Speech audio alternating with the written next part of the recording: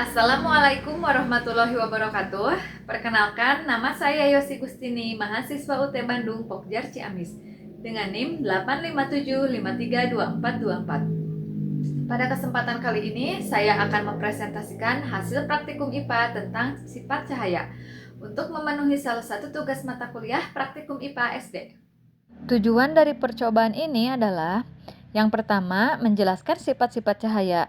Kedua, mengetahui bayangan pada cermin. Tiga, memahami perbedaan cermin datar, cembung, dan cekung. Dan yang keempat, menentukan titik fokus. Alat dan bahan yang digunakan antara lain cermin datar, cermin cembung, cermin cekung, senter, lilin, kertas, dan busur derajat. Cahaya memiliki sifat dapat merambat lurus dan dapat dipantulkan. Pemantulan cahaya mengikuti hukum sudut datang sama dengan sudut pantul. Pada percobaan pertama menggunakan cermin datar, saya mengarahkan cahaya ke cermin dan mengukur sudut datang serta sudut pantul. Hasilnya menunjukkan bahwa yang pertama, gambaran jalannya berkas sinar pada cermin datar. Pada cermin datar, sinar datang menuju permukaan cermin dan mengenai cermin dengan sudut tertentu terhadap garis normal. Setelah itu, sinar dipantulkan kembali ke arah yang berlawanan secara simetris terhadap garis normal. Yang kedua, besar sudut datang dan sudut pantul. Hasil pengamatan menunjukkan bahwa besar sudut datang selalu sama dengan sudut pantul. Hal ini sesuai dengan hukum pemantulan cahaya, yaitu sudut datang sama dengan sudut pantul. Dan yang ketiga, sifat bayangan yang dibentuk cermin datar. Bayangan yang terbentuk pada cermin datar bersifat maya, tegak, dan sama besar dengan benda. Selain itu, jarak bayangan sama dengan jarak benda terhadap cermin. Berdasarkan hasil pengamatan yang telah dilakukan, diperoleh data sebagai berikut. Pada sudut datang 30 derajat, sudut pantul yang dihasilkan juga sebesar 30 derajat.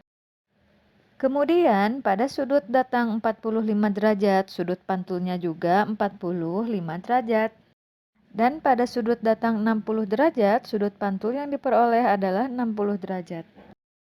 Dari hasil tersebut dapat disimpulkan bahwa besar sudut datang selalu sama dengan sudut pantul.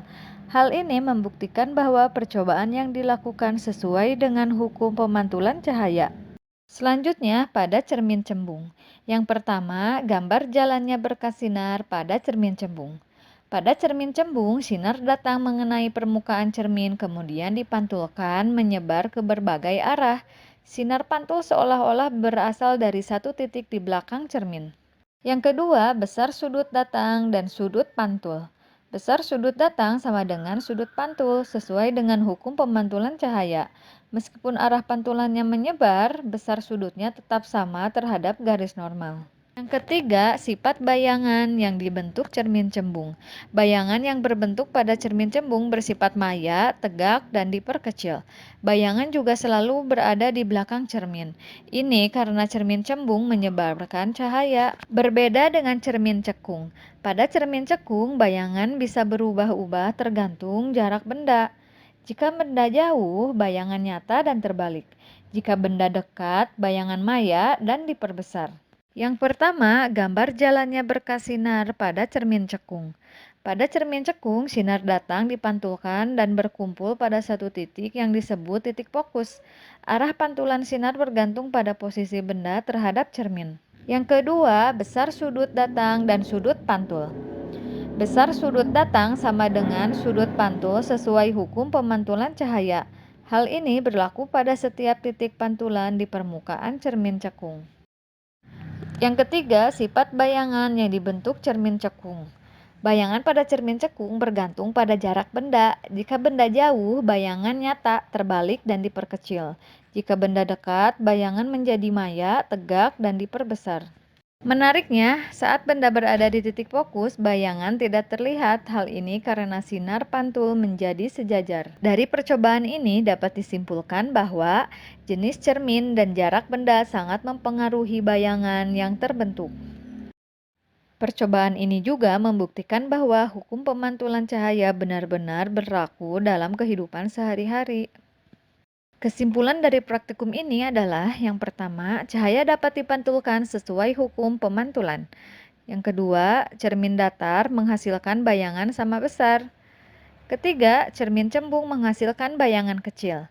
Dan yang keempat, cermin cekung menghasilkan bayangan yang bervariasi. Praktikum selanjutnya adalah percobaan pembiasan cahaya. Percobaan ini bertujuan untuk memahami bagaimana cahaya berubah arah ketika melewati dua medium yang berbeda, serta mengetahui sifat bayangan pada lensa. Tujuan dari percobaan ini ada 3. Yang pertama, mengetahui peristiwa pembiasan cahaya. Kedua, mengukur sudut datang dan sudut bias. Dan yang ketiga, mengetahui sifat bayangan pada lensa cembung dan lensa cekung. Pembiasan cahaya adalah peristiwa perubahan arah cahaya ketika melewati dua medium yang berbeda kerapatan, misalnya dari udara ke kaca. Ketika cahaya masuk ke medium yang lebih rapat, seperti kaca, maka cahaya akan dibiaskan mendekati garis normal. Sebaliknya, jika keluar dari medium rapat ke kurang rapat, cahaya akan menjauh garis normal. Selain itu, pada lensa cembung bersifat mengumpulkan cahaya, sedangkan lensa cekung menyebarkan cahaya. Dalam percobaan ini, saya menggunakan alat seperti senter, balok kaca, busut derajat, serta lensa cembung dan cekung.